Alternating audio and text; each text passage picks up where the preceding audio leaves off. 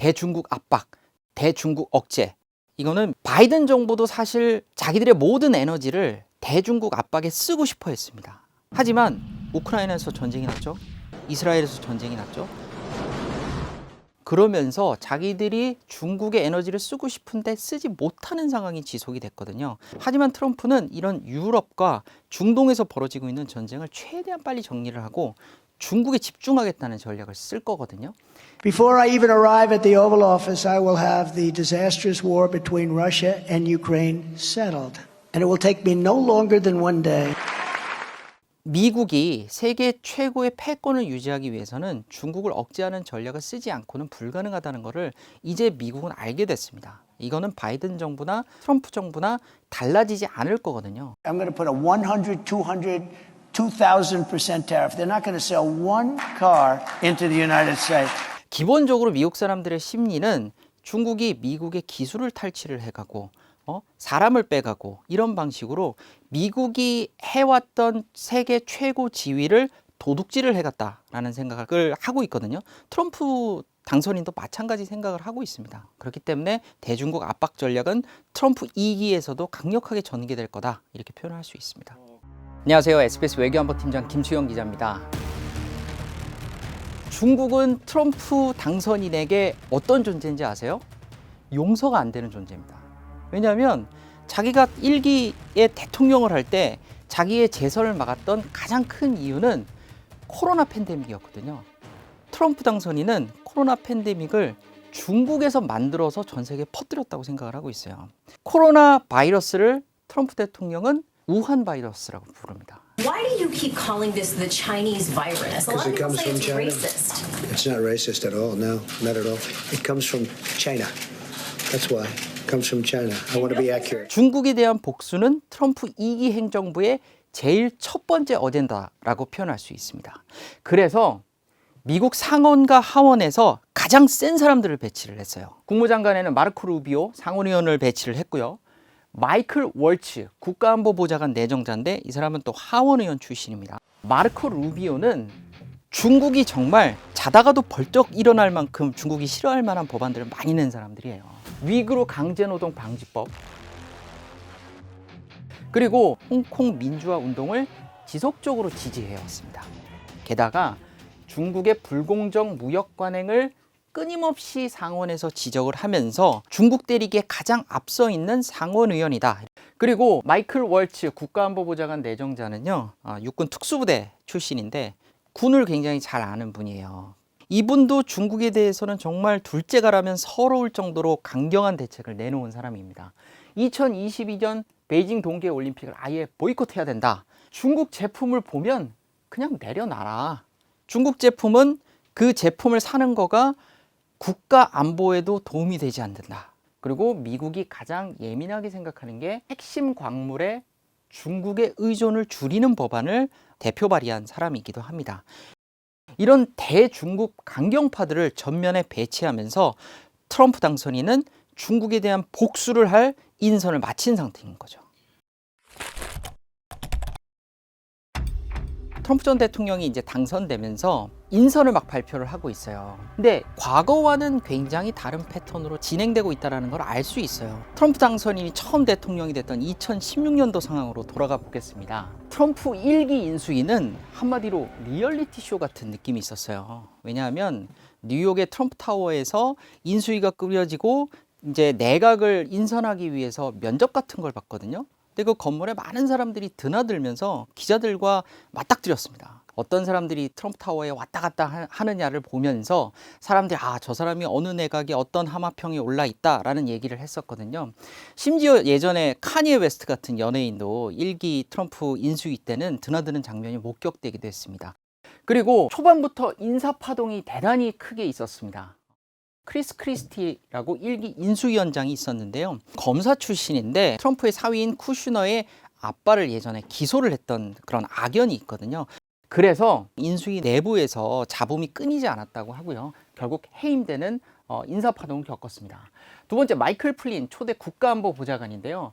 이분 역시 사임했습니다. 왜냐하면 그 당시에 러시아의 선거 개입을 두고 FBI가 수사를 진행을 하고 있었는데 초대 국가안보보좌관과 러시아 대사가 접촉을 했었습니다.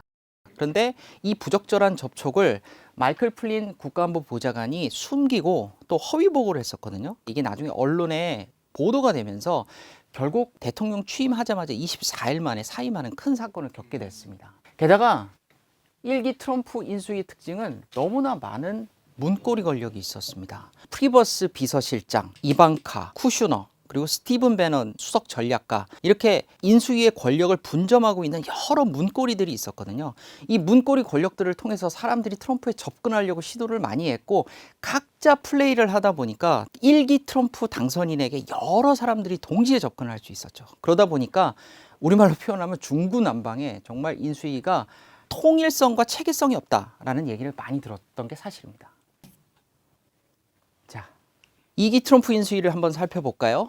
2기 트럼프 인선은 가장 큰 특징이 인성 속도가 굉장히 빠릅니다. 한 대학에서 통계를 내봤더니 1기 트럼프에 비하면 4배, 바이든 인수위 때 한 5배 정도 속도가 빠르다고 해요. 그러니까 전광석화처럼 인선을 발표하고 있다. 두 번째는 철저한 보안이 지켜지고 있습니다. 1기 트럼프 인수위 때만 해도 미국 언론들이 여러 가지 내각 인선과 관련한 하마평 기사를 썼었어요. 그런데 지금 인수위의 특징은 인선과 관련해서 누가 선정이 될 거다라는 예측 기사가 크게 의미가 없는 상황이 됐습니다. 왜냐하면 장관을 누구를 시킬지, 백악관에서 주요 포스트에 누구를 시킬지는 트럼프의 속마음에 있는 사람이 전격적으로 발표가 되기 때문에 과거에 비해서는 굉장히 철저한 보안이 지켜지고 있다. 단 한 명 예외가 있죠. 일론 머스크가 지금 인사 관련해 가지고 자기가 미는 사람은 누가 재무장관이 됐으면 좋겠다, 누가 어느 자리에 갔으면 좋겠다 해갖고 적극적으로 자기 사람을 미는 유일한 한 사람은 일론 머스크 정도밖에 없는 상황입니다.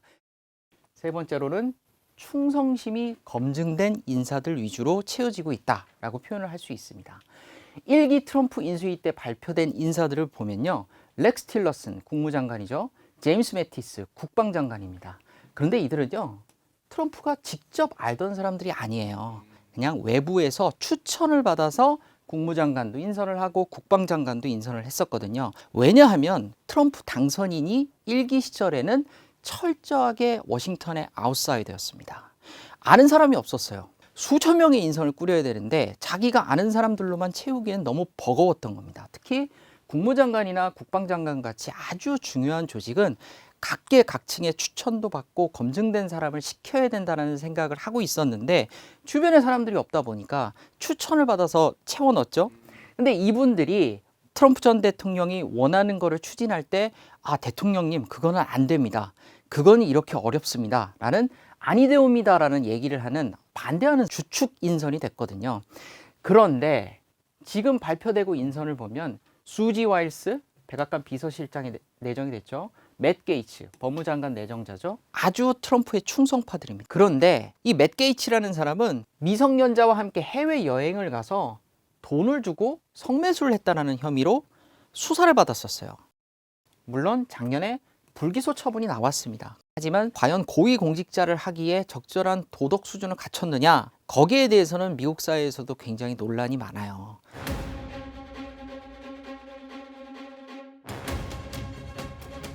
You could go. Well, one, it addresses some of the things you said in Florida.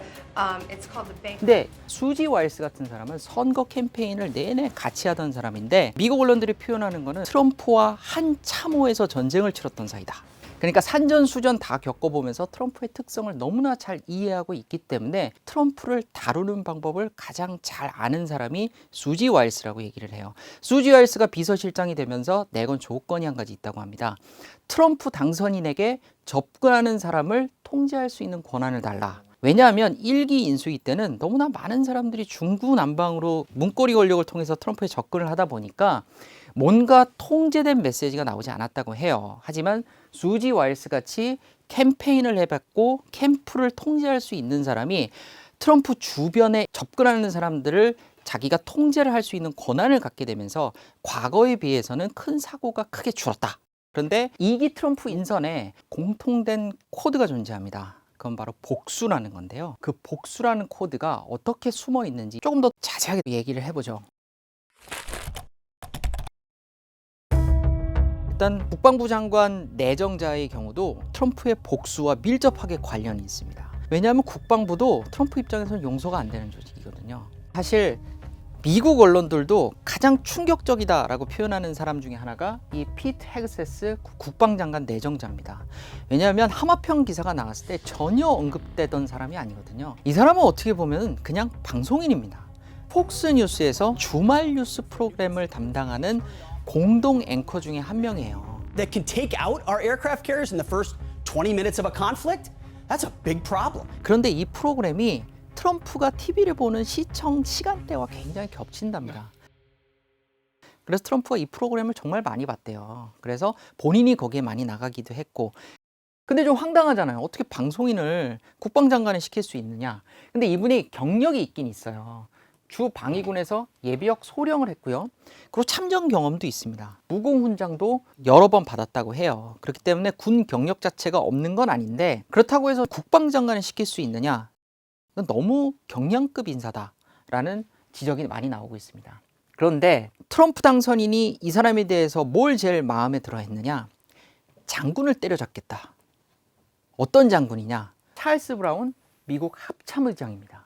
미군 내부에서 인종과 성별에 따라서 차별을 받으면 안 된다라는 프로그램이 있는데 그 DEI 프로그램을 가장 적극적으로 추진하는 장군들을 보수 진영에서는 워크 장군이라고 표현을 해요. 헤그세스가 지목한 가장 대표적인 워크 장군 찰스 브라운 미국 합참의장. 이분이 2020년 조지 플로이드 사건으로 미국 전역이 막 시위가 일어나고 소요 사태를 겪는 어떤 대혼돈의 시기에 본인이 흑인으로서 미군 내부에서 겪었던 어떤 인종적인 불평등 이런 일이 어떤 게 있었는지 얘기를 하면서 조지 플로이드 사건에 격하게 공감한다라는 영상을 올렸거든요.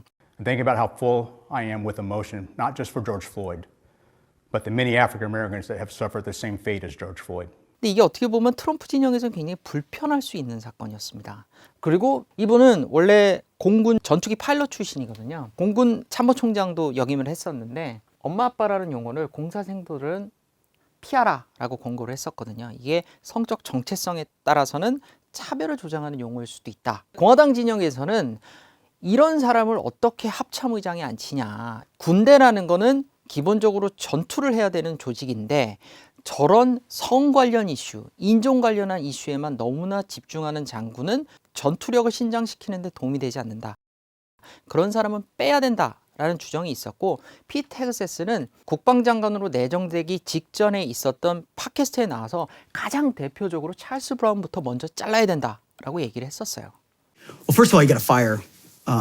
You got to fire the chairman of the Joint Chiefs, and you got to fire this. I mean, obviously, you're going to bring in a new Secretary of Defense. 또 한 가지, 국방부에 대해서 트럼프가 어떤 복수심을 갖고 있느냐. 아까 말씀드렸듯이 조지 플로이드가 경찰의 잔혹한 진압 방식으로 목이 눌려서 사망을 했습니다. 굉장히 충격적인 사건이었는데요.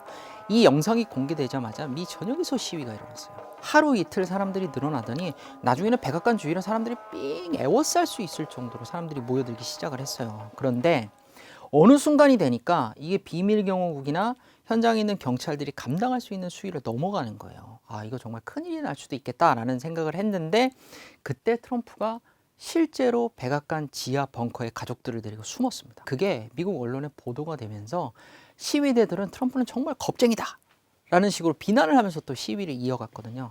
트럼프 입장에서는 굉장히 창피한 일이었을 수도 있겠어요. 그런데 나중에 그 당시에 무슨 일이 있었는지 제가 2022년도에 마크 에스퍼 국방장관과 인터뷰를 했었습니다.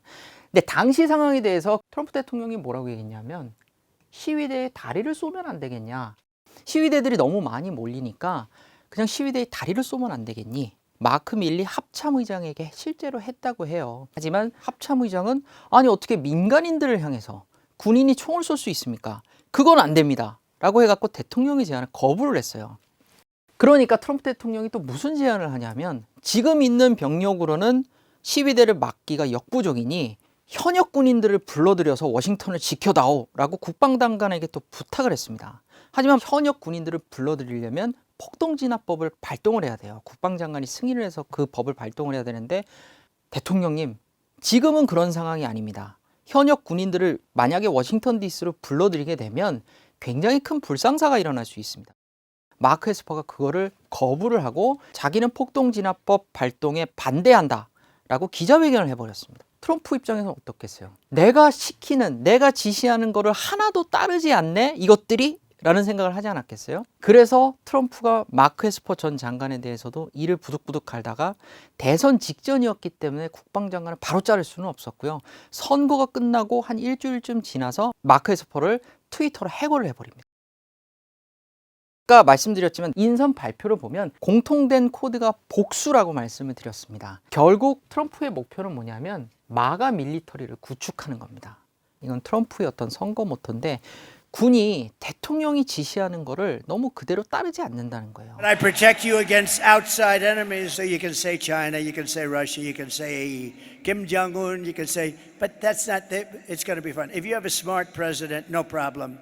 It's the enemy from within, all the scum that we have to deal with that hate our country. That's a bigger enemy than China and Russia. 만약에 이런 상황을 한번 생각을 해보자고요. 1기 때 트럼프 당선인이 한 거를 그대로 따른다고 한번 생각을 해보죠. 내가 지시하면 군이 나의 지시를 받아서 시위대의 다리를 쏴서 시위를 진압해라. 이 얘기를 예 알겠습니다 해갖고 시위대의 다리를 쏴서 진압을 했다면 어떻게 됐을까요? 미국에서 더 큰 난리가 났겠죠.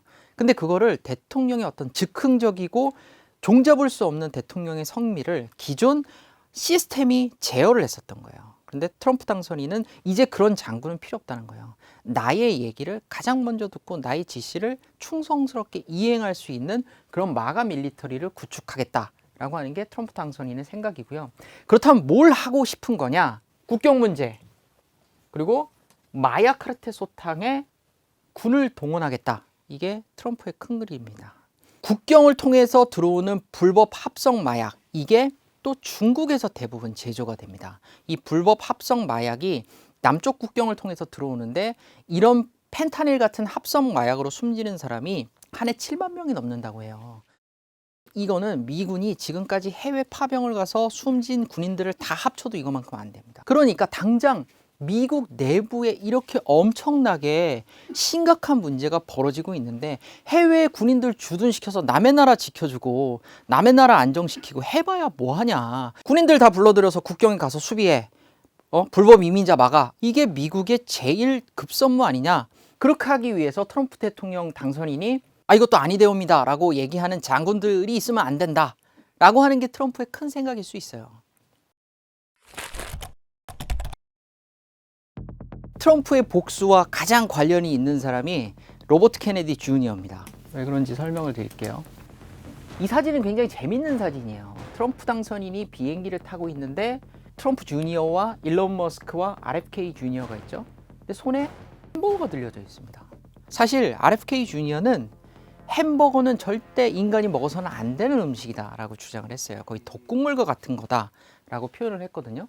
근데 지금 거의 뭐 사장님이 회식할 때 음식 정해주니까 어쩔 수 없이 들고 있는 사람의 표정 같죠? 이분은 원래 환경운동에 천착을 했던 분이거든요. 그리고 화석 에너지의 개발에 반대했던 그런 사람이기도 합니다. 어떻게 보면 트럼프 당선인과는 결이 맞지 않는 사람이에요. 트럼프의 주장과 배치되는 얘기들을 많이 하거든요. 트럼프는 햄버거 먹는 거 굉장히 좋아하고요. 석유 개발해야 된다라고 끊임없이 주장을 했고요.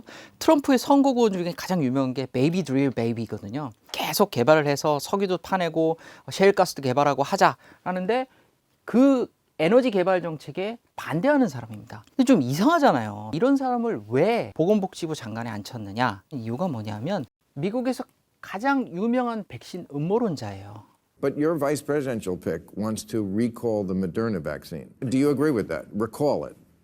I think I think those vaccines we need to have, again, true double-blind, placebo-controlled trials on that. There's 25% of Americans who believe that they know somebody who was killed by a COVID vaccine. Killed? Killed. But that could not be the disease itself? No, well, Because we know that If it is, then the vaccine doesn't work. 우리가 알고 있는 어떤 홍역이나 아이들이 맞는 여러 가지 백신들에 대해서 그게 효과가 검증되지도 않았고 안정성에 있어서 확신하지 못한다. 아이들이 백신을 맞으면 자폐에 걸릴 수도 있다라는 얘기에 거의 진원지 같은 사람입니다. 의학 지식을 별로 신뢰하지 않는 사람을 보건복지부 장관에 앉혀놨단 말이에요. 이건 마치 지구가 평평하다고 믿는 사람을 나사의 수장에 앉혀놓은 거랑 거의 비슷한 겁니다. 이런 사람을 왜 보건복지부 장관에 앉혔느냐? 왜냐하면 이 사람이 백신 음모론자이기도 하면서도 제약사에 대한 강력한 비판론자입니다. 이건 1기 트럼프 때 있었던 사건을 이해해야 이 전체적인 큰 틀이 보입니다. 미국에서 코로나 백신이 나오는데 가장 기여를 한 사람 중에 한 명이 누군지 아세요? 바로 트럼프 대통령입니다. 이게 좀 의외잖아요. 코로나 백신을 만드는데 트럼프 대통령이 기여를 했다고? 1기 때 워프 스피드 작전이라는 게 있었습니다. 워프 스피드가 뭐냐면 스타트rek에 나오는 용어예요. 우주선이 빛의 속도로 날아가는 거를 워프 스피드라고 표현을 했었죠. 코로나 팬데믹이 너무 심했을 때 백신을 빨리 만들어서 빛의 속도로 찍어서 빨리 배포를 하자라는 취지로 만들어낸 이름이 워프 스피드 작전입니다.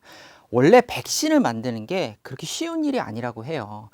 막 10년 이상 걸리는 백신도 많이 있는데 이게 시간이 오래 걸리는 이유가 뭐냐면 여러 가지 임상 단계를 하나하나씩 거칩니다. 1상, 2상, 3상 임상시험을 단계별로 시행을 하고 중간에 실패를 하게 되면 그냥 그 백신은 폐기 처분됩니다.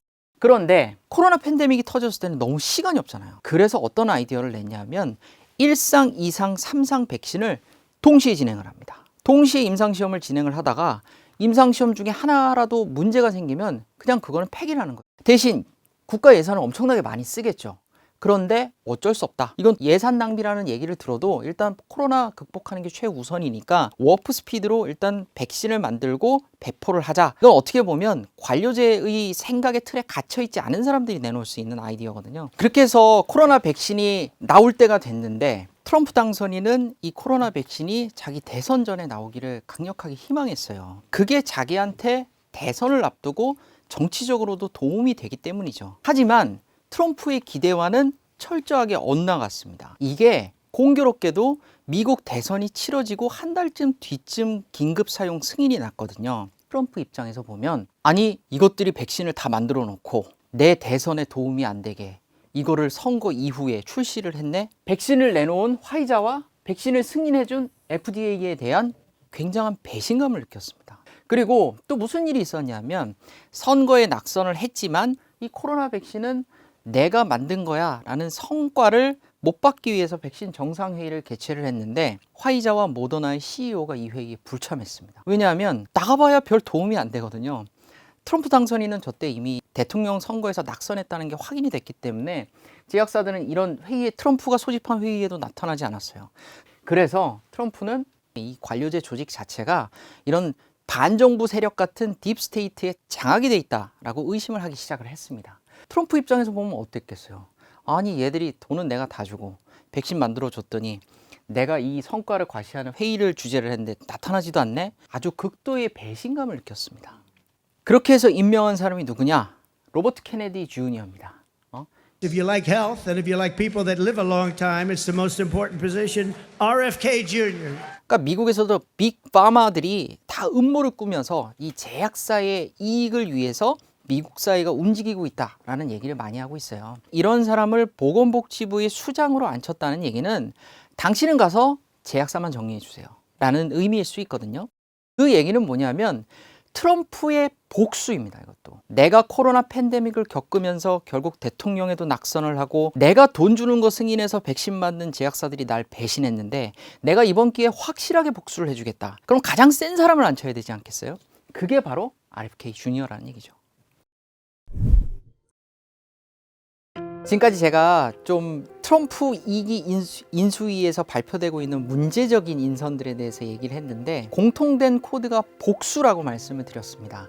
그런데 이게 우리 입장에서는 유심히 봐야 돼요. 왜냐하면 이제는 트럼프의 변덕과 트럼프의 생각을 막아줄 시스템이 거의 사라지게 된다는 의미이기도 합니다. 트럼프가 당장 방위비 얼마 올려, 주한미군 빼, 이런 얘기를 즉흥적으로 막 얘기를 하거나 한국과 관련한 지시를 내렸을 때 그거를 제어하고 막아주고 누그러뜨려줄 시스템이 작동하지 않는다는 의미일 수 있어요. 그렇기 때문에 트럼프의 인선을 유심히 지켜보고 2기 트럼프가 어떻게 굴러갈지, 어떻게 진행이 될지 살펴보는 게 우리 한국 입장에서도 굉장히 중요한 일이 될 거다, 이렇게 예상할 수 있습니다. 네, 오늘 교양이를 부탁해는 여기까지입니다.